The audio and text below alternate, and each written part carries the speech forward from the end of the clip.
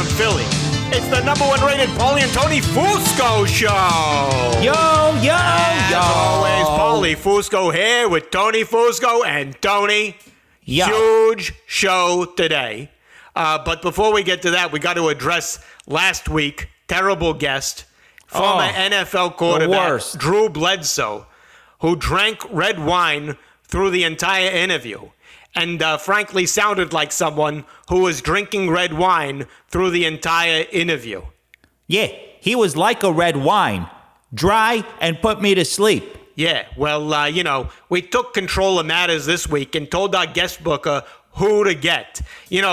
We saw a tweet this week, Tony, about NFL Coach of the Year that was so boneheaded, so stupid. I couldn't believe it. Yeah, that we had to reach out to this clown and bring him on the show to find out what the hell he was thinking, which he clearly wasn't thinking. Anyway, his name is Michael Lombardi. He's a former NFL GM turned analyst or something or other like that. But we'll be having him on the show. Yeah, and just to be clear, no relation to the great Vince Lombardi, as we uncovered in a previous episode. We did. Pulitzer-worthy episode. Go back and listen to that, people. But before we get to that clown, not only are we getting into the NFL playoffs here and have huge stories there, but we also have bigger breaking news coming out of the NFL every day, left and right, Tony. Of course, we're talking about the huge news surrounding all the various interviews going on between offensive and defensive coordinators for GM jobs and head coaching jobs, with organizations like the Titans, Cardinals, Texans. And Tony, when you think about it, the entire competitive balance of the league is not changing in the playoffs. It's changing here in these interviews, isn't it? Absolutely. People say that games are won on performances in the field. No, they're won in performances in interviews. That's what it comes down to. If I'm Patrick Mahomes or Josh Allen, I'm having a hard time focusing on the playoffs because the Titans are already making moves, getting a step ahead for next year. They probably feel like they're already falling behind. Terrific point, Tony. And we know you out there, wherever you're watching or listening, you're probably distracted too. You want to stay posted on all these interviews, where people are moving next, going for those job interviews. But don't worry, we got you covered. Anytime any interview news breaks, we will bring you the latest updates as soon as they come across the wire. Anyway, hold on, Tony. Wait. I'm getting word now. Yep, we have. Seems like we have an update. Breaking interview update. This comes in from Jim Trotter of NFL Media. Oh, it's going to be good. The Cardinals have interviewed former Giants GM Jerry Reese for their vacant GM position. Yup. And the team has also set up an interview with Chicago Bears assistant GM Ian Cunningham. Tony, your reaction here.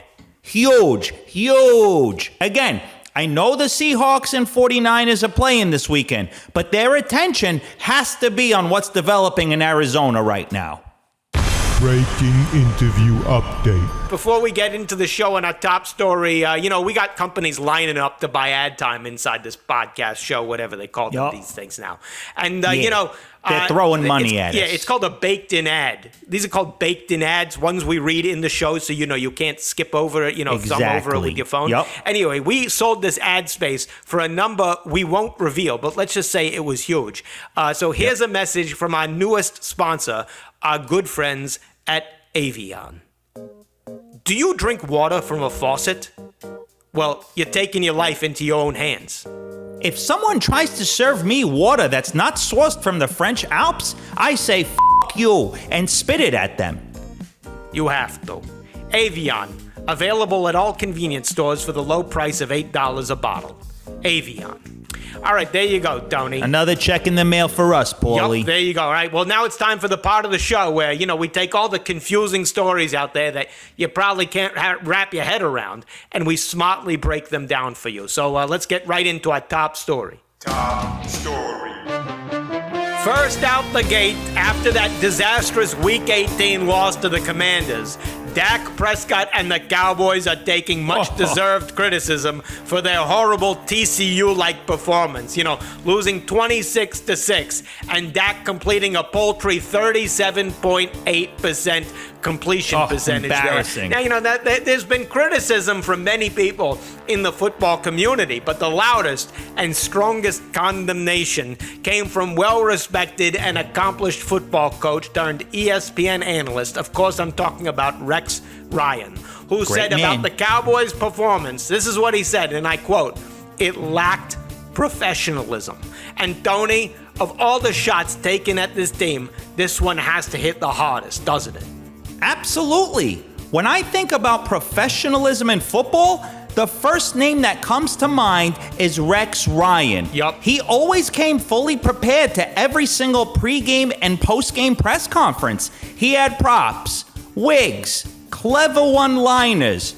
It was always must-see TV. Yep. And his office was always perfectly arranged with notebooks full of plays and framed photos of his wife and her body parts.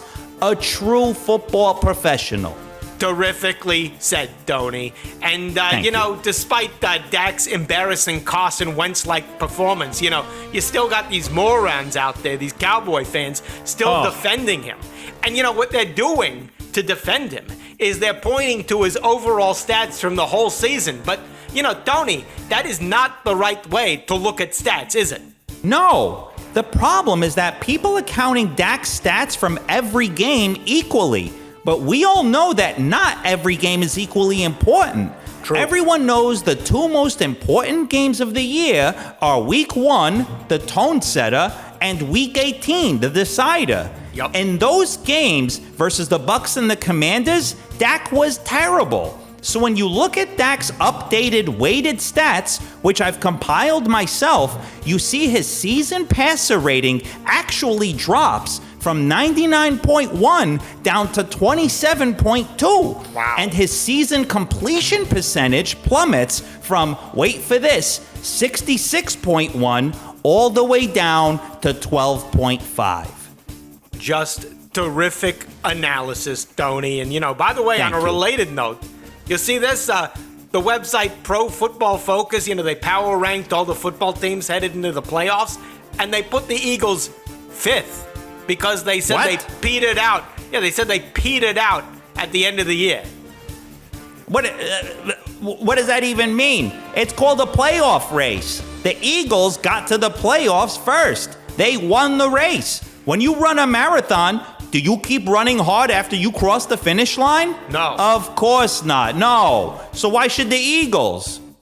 Tony, I'm hearing that there is a new interview update out there. Oh, here we go. Interview update. This just in from Tom Pelissero. The Colts are interviewing their own special teams coordinator, Bubba Ventrone, for their head coaching job today. And wow, that's another game changer, isn't it, Tony? The Colts making yet another bold coaching move here Yup. that has to have the entire AFC on edge. Absolutely. Frankly, the Dolphins might regret making the playoffs because they're kind of falling behind here. Breaking interview update. Back to another top story, the big hubbub coming out of college football. People just furious, angry over the college football championship, which had Georgia clobbering TCU by a score of 65-7. Now, the TV ratings which came in were at an all-time low for any championship game in the BCS or CFP era. That's what I'm talking about, Tony. This came as a huge surprise to both me and you because, we were on the edge of our seat watching that game right up until the final whistle, weren't we? Absolutely. I don't get what people didn't like about this game. We all know there's one thing people love watching more than anything: huge comebacks. And we had a chance to witness what could have been the greatest comeback in the history of sports. When I was watching the game and TCU went down 51 points, I thought, wow, if TCU could come back from this, it would be historic. And then when they went down by 58 points, I was like, oh my God, this would be the most amazing comeback ever. I mean, if that isn't must-see TV, what is? Oh, hold on, Tony. What?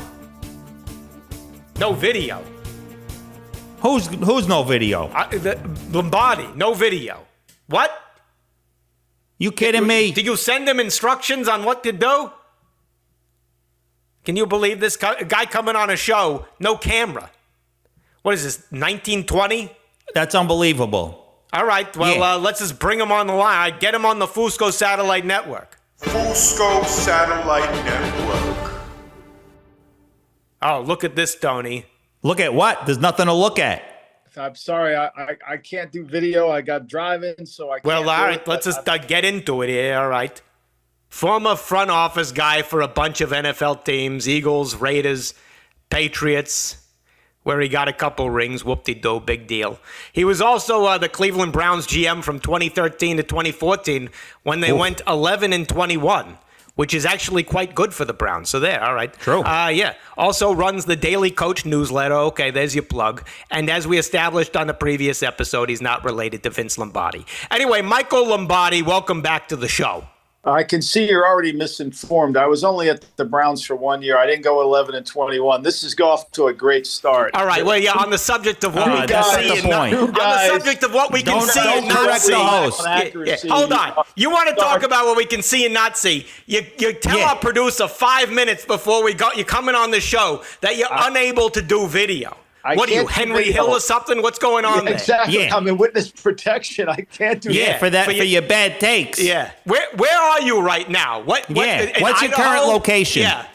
Can you reveal it? Ocean City, New Jersey. South of Atlantic City, right by. Yeah, I'd have my camera off too, Paulie. All right, we're moving on. Anyway, let's get into this. First, your Twitter account. All right, it's bizarre for many reasons that we can get into, but let's start with this one.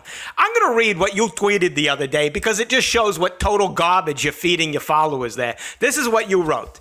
Mike Tomlin is the coach of the year. End of story. One of the best coaching jobs ever. His team improved 1,000% over the 17 weeks. I don't have a vote, but he should win. Okay, so two-part question for you based on that tweet. One, what did you mean by this? And two, have you suffered any severe brain trauma in recent weeks? Do you watch football? All right, so I think it's pretty clear that I'm obviously you've gone past my 5-year-old grandson's reading level, so that was really good the way you read my tweet. I appreciate that. You're the one who can't read video. There was a little pause. Video. The comprehension you didn't pass because it's I can't comprehend clear. why we're having you back on the show. Great candidates. I think there's a lot of great candidates this year. I think Brian Daboll's a great candidate. I think Doug Peterson, your former coach, is a great candidate. I just think Mike Tomlin, what he was able to do with the roster, that was as most. Well, what do you mean? What he was able to do? He went 9-8. He was able to miss the playoffs. Well, I mean, look. Sometimes your best coaching jobs aren't always the making the playoffs. Sometimes it's a little better. But if you want to be narrow-minded, you're one of those guys, Paulie, that probably, if you have one good year, you should get him in the Hall of Fame. I mean, that makes sense, right? Just 1 year. So go in the Hall of Fame. One good year. No. Excuse me, Nick Sirianni. I'm talking here. You're in your car. Hold on. I know. Rude. Last year, Sirianni took the team from a 4-win team to 9-8. But I guess you didn't notice, just like you didn't notice when someone writes "must have video" in an email. Yeah. No, let me say what I want to say. I don't need you to interpret it because reading and interpretation for you seem rather difficult. You can't even read the button that says "start video." Let me make it very clear.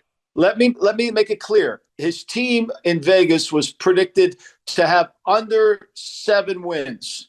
Okay, rookie quarterback signed the great and they had Trubisky. 9. Shocking. Yeah. And so he was able to improve a team that got blown out by your Eagles. He got blown out by Buffalo, and by the end of the year, he was one of the better teams in the league. And I think that deserves to be recognized. Now, your guy Sirianni did a really good job. There's no denying it. But I think a lot of Philadelphia. Best team in the league. I think he had it. Let me finish again. He had a really talented team. He played Gonzaga-like schedule. Let's be honest. He played a Gonzaga-like schedule. They're in the best division in football, most competitive division in football. Are you serious? Are you really going to? Yeah, Have you three seen the playoff makeup, teams. Have you seen the makeup of these teams? They look nothing like Gonzaga, if you catch my drift. Yeah. I mean, are you kidding me? I mean, yeah, Maybe Daniel Jones. Maybe Daniel Jones. But outside of Daniel Jones, they look nothing like Gonzaga. Yeah. Yep. Brilliant. I mean, you know what? Look, the one thing about you guys is you're lost, but you're making great time. I can see that. It's really good. You have no idea where you're going, but you're making great time getting there. No, you have no idea where you're going. You know, how are you an expert on Coach of the Year? You were the Cleveland Browns GM. If anyone doesn't know anything about how to hire a head coach, it's you. Who did you have as your coach? We had Rob Chizinski. We didn't do very well, and we made a decision, and then I got fired. So life went on. But yeah, look, well, you know, I go and look at saying- the Browns. You go look at the Browns head coaches on Wikipedia. It's all asterisks. There are more asterisks than there are head coaches. Exactly. The fact is, I have a Wikipedia page and you don't. We don't like our personal lives. I have a feeling I'm speaking to the author of your Wikipedia page.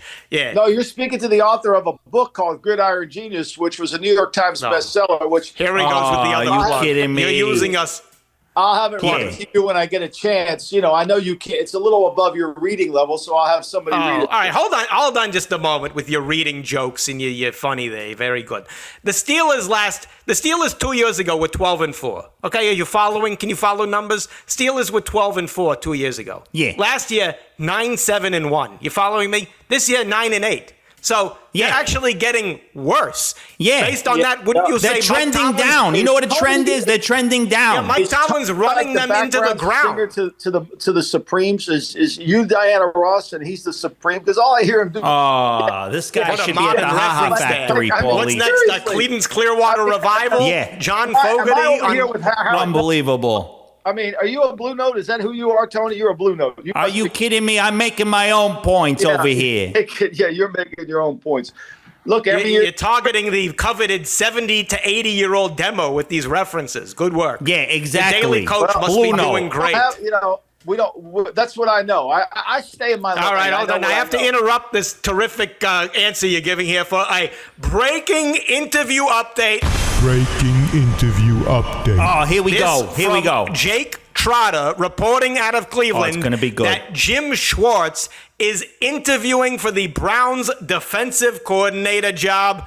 Michael, how do you react to this explosive development? I think Jim's a great coach. You should be thanking. You two are wearing Eagle jerseys. I mean, the Jim Schwartz was your defense coordinator. Did a hell of a job, and so I think he's a hell of a coach. I think it would be a smart move for the Browns to hire him.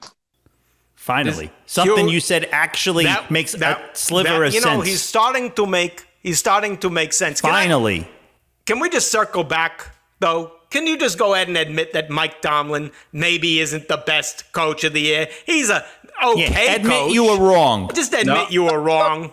I said it. I tweeted it. I stand by it. I mean, you guys could do whatever you want to do. You could take it wherever you want to go. Okay, good, because we are going to do You what want we me to want take do. it wherever I'm going to go? You're in your wanna car, go. I don't no really video? care. Yeah. Press the pedal down and go drive off a cliff, because you're off the show. You're off Get the outta show. here. We're making Vince moves, Lombardi and you're wannabe. off the show. You don't know anything.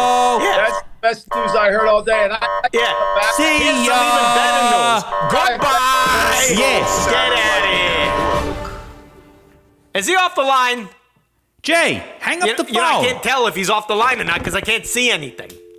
Yeah, frankly, I'm happy the video didn't work. That was the best part of the whole interview. True, Tony. Great point. Anyway, we're not going to let that ruin what was otherwise a terrific show. Of course, we do want to thank our very high-paying sponsors over at Evian. And Hold on. Oh, no. Oh, no. If it isn't someone who's, I wish his video and audio didn't work. Our producer, Jay, what? What? Corrections. Go. What do you want? Go. You said Dak's bad stats from week 1 and week 18 should count more toward his season averages because those games were more important. Yeah, it makes total sense. No, it makes no sense. That's not how you calculate averages. Well, we should listen to you. You're an expert on being average. Yeah, here's a calculation. You plus talking equals shut up. Good one, Tony. Yeah. All right, move on. Move. Number 2. What?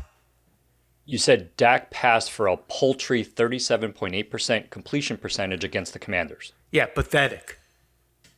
No, the word is paltry, not poultry. Poultry is another word for chicken. Oh, yeah? You want another word for chicken? You. Yeah. You know what else is about to get poultry? Your salary. Yeah, Great one, we're Tony. done. Last one. What? Hurry up. You said you thought TCU might actually come back from 58 points down versus Georgia? Yeah, it's sports. Anything can happen, bro. The largest comeback in college football history was 35 points. So 58 points was probably not going to happen. Oh, yeah? Well, it's also probably not going to happen. You making it home alive tonight. Yeah. You remind me of TCU. Unable to score.